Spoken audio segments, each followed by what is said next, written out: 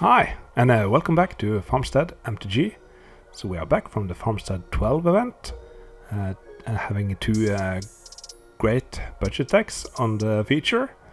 And after the match I will talk a little bit about our proxy policy.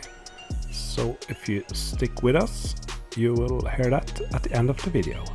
But first, let us take a look at some decks. And here's the first deck.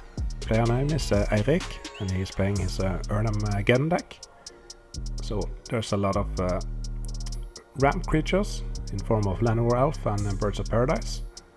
Those are great to ramp out some of the bigger creatures like Erhnamgeddon and Sarah Angel. And when you have a leading board state, you can cast an Armageddon, destroying all lands, and that pretty much makes it impossible for the opponent to get back in the game. So that is a fantastic archetype, and a really good looking deck. And here's the second deck. Player name is Simon, and he's playing a white, red and blue deck. A lot of fast aggressive creatures here. Savannah Lion, the hero, Ironclaw Orcs and White Knight. He has a lot of removal. Lightning bolts, sword of plowshares, psionic blast, and 3 main deck control magic. So yeah, it's going to be hard to play creatures against him. So that's the decks. So let's go to the match. Game number 1. You have Simon to left and Eirik to the right. Simon is on the play, starts out with a factory. Planes from Eirik, and a green mox into a elvish archer.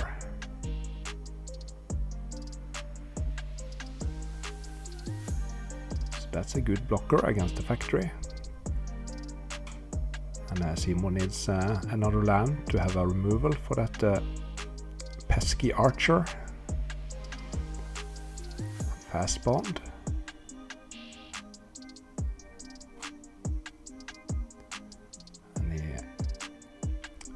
Plays a second land for turn, and he can do that with a fast pawn in play, and he loses 1 life.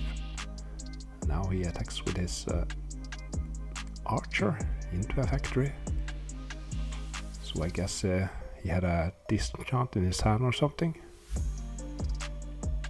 Here's a Savannah line from Simon.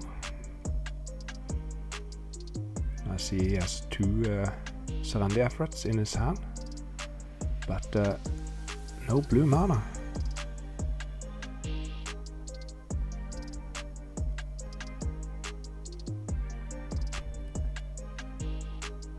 And it's an Ironclaw Orc.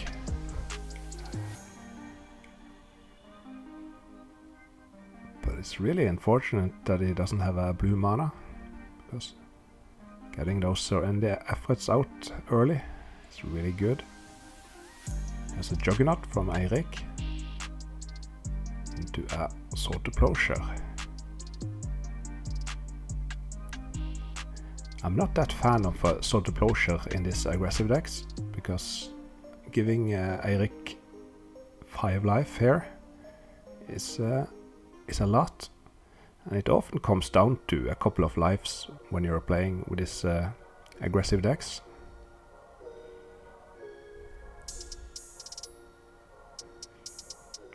There's another attack for 6. It's going for the block with the factory, and Simon has a lightning bolts for it, and a sword to plowshare on the factory from Eirik. It smells a bit like a Breath of God.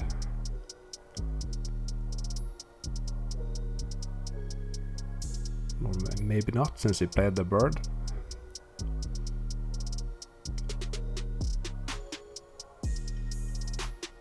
And here's a sword of plowshare on the lion.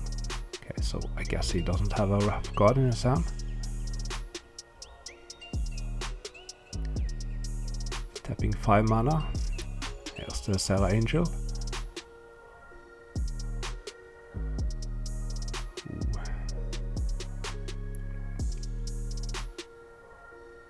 Simon really needs that blue mana.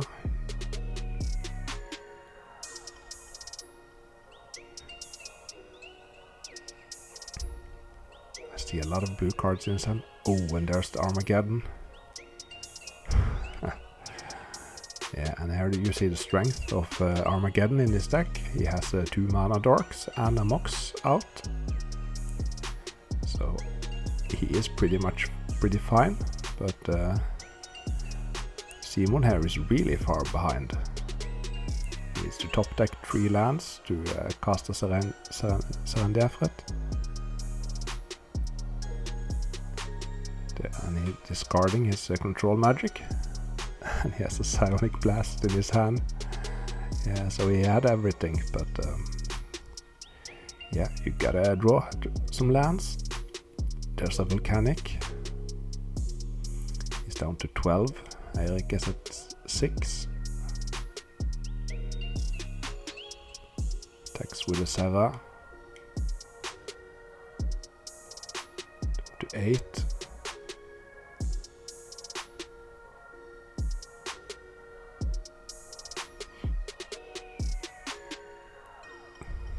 And there's an Erhnam and a Scoop.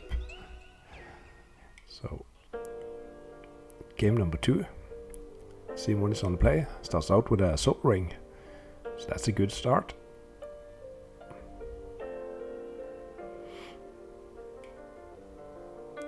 Now he has 4 mana. Playing a White Knight. A sword on the White Knight.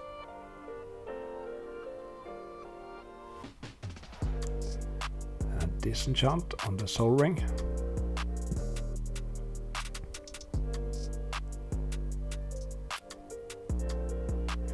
Here comes a Savannah Lion. So now in this game he at least has all the three colors. That's a good thing. Bolting the Elf. And you can see Eirik has that Pendlehaven land. That's very good with 1/1 creatures. Oh, and there's an Erhnamgeddon from Simon with only a Savannah Lion in play, but he had only 1 card left in his hand and his opponent had a lot of cards in his hand, so it doesn't seem like a great play. But if you're out of cards and your opponent has a full grip, kind of a way to trying to get lucky. But of course his opponent draws 2 factories. So ooh, an attack with a Savannah Lion. So this smells like an disenchant. So Eirik doesn't block. And he doesn't draw any more lands. And now it's forced to block. And there's a disenchant.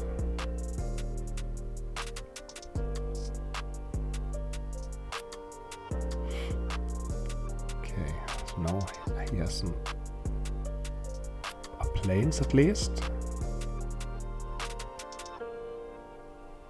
See a Lion-Dib in Simon's hand. Yep.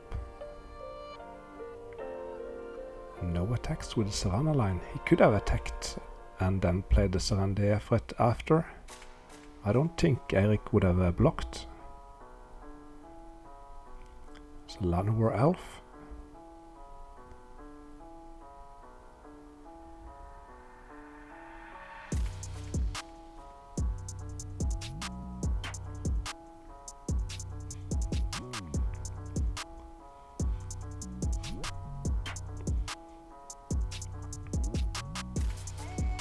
So 3 mana. I see a Psionic Blast in his hand. And he doesn't attack with the Savannah Lion. Could have used the Psionic Blast on the factory if Eirik was blocking. Ooh, and a Wrath of God.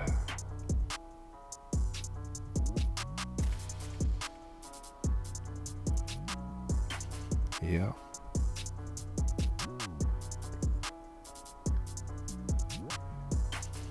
Psionic Blast. Straight to the face. Puts Eirik down to 5 life. Now he has 2 factories. And he can attack. And pumps it, so Eirik is down to 2. Now he really needs to stabilize.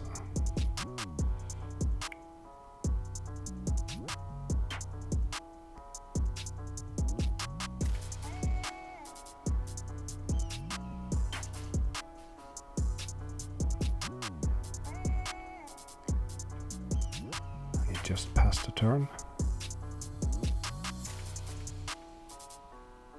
Must be Simon only activates one of his factories. Trying to be careful. There's a disenchant. And an orc.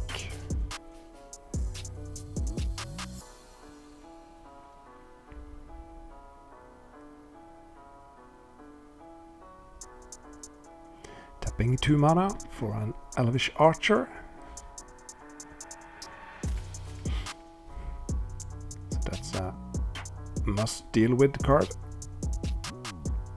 Ooh, and there's a Bloodlust in his hand. So there's an errata on the Bloodlust. That if a creature has 1 toughness, it dies. That's not what the card says, but there is a new errata. So the Elvish Archer is dead. And now he can attack for lethal. Boom. So it's 1-1. Game number 3. Eirik is on the play. Llanowar Elf. City of Brass into a lightning bolt.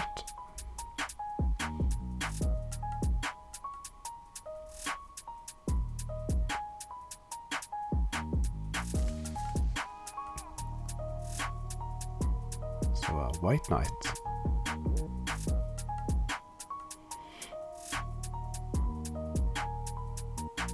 But it is pretty annoying to start to have your first land be a City of Brass. That's going to be a lot of damage, at least in these aggressive matches. Attacking with a white knight. Here's a second white knight.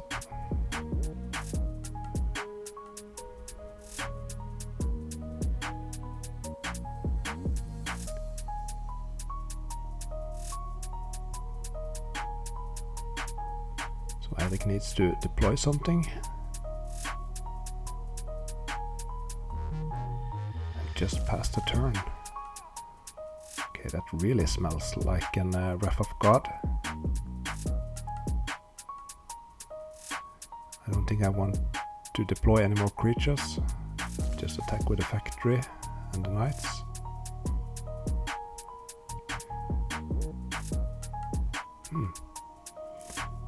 Yeah, the sword takes out the factory.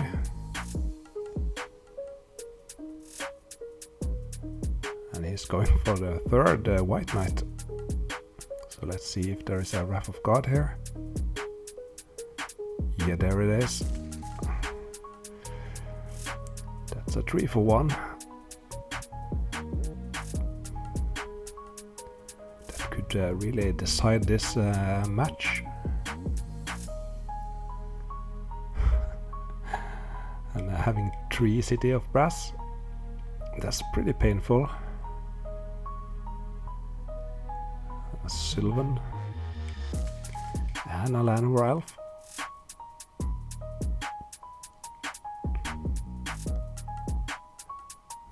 Disenchant on the Sylvan.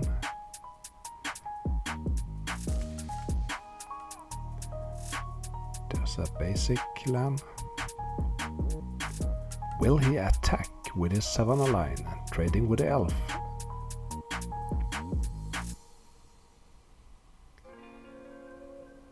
Interesting, so he doesn't block.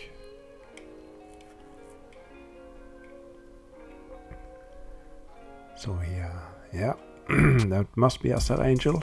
He needs 5 mana. And there's a Psionic Blast from Simon. Another attack, puts Erik down to 10. And a Surrender threat. So a lot of pain. 3 City of Brass and a Surrender threat. Simon is down to 10.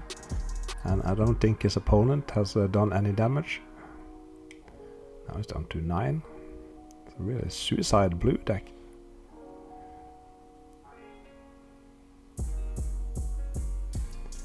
So he attacks for 5. Oh no. Sword of Closure on the Surrender threat. And a block with an elf. So Simon is out of cards. He has 1 factory in play. Wow, a Crow Worm. That wasn't on the deck picture. And a Control Magic. Oh, and he top decks it. That's so rude. Taking that cool Crow Worm. And attacks for 2.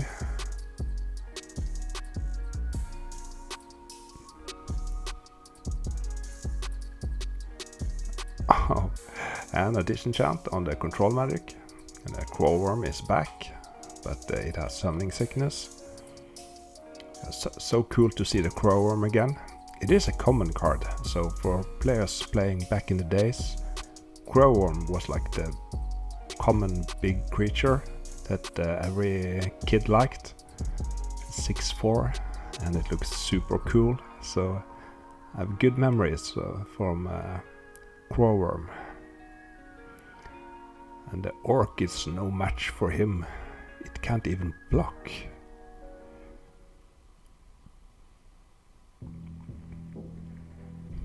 Here comes the Crow Worm.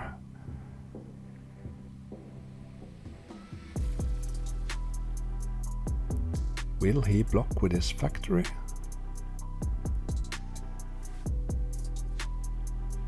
I think it's better just to take 6 and go down to 1. And then ignore your City of Brass. So what did he draw? Another Orc. Oh well, GG. So Erik won 2-1, and great to see that Crow Worm doing the job. So yeah, I like that. So let's talk about proxies in old school. So of course many of us doesn't proxy any cards, but we are a pretty new group, and the prices on these magic cards are pretty ridiculous. So it's not easy to, if you started playing old school within the last 2 years, to acquire any power. At least if you have a house and a car and all that grown-up stuff. But after some discussion we come to an agreement. So you have 2 choices. You can either play with 1 card, and that card could be any card of any value. Or you can play with 4 proxies, but any of those cards can't be worth more than 900 euros. So we set a limit to 900 euros, so we could proxy, for example, dual lands and yeah, cards like that, but you can't come with 4 proxy moat or abyss or tabernacles or something like that. Because it's really easy to buy a monocolor deck if you are a new player, but it's pretty more expensive if you want a second color. So then it's pretty cool with this proxy rule. So you can print out 4 dual lands, and you can buy 4 City of Brass from Chronicles, and then suddenly you have a pretty good 2-color deck. So that is our rule, but we respect other people's rules. So if you spot a power card that looks suspicious in one of my videos, it could be that one proxy that players are allowed to use in our tournament. So that was it for me this week. I appreciate if you like and subscribe to my channel. So thank you for watching, and goodbye.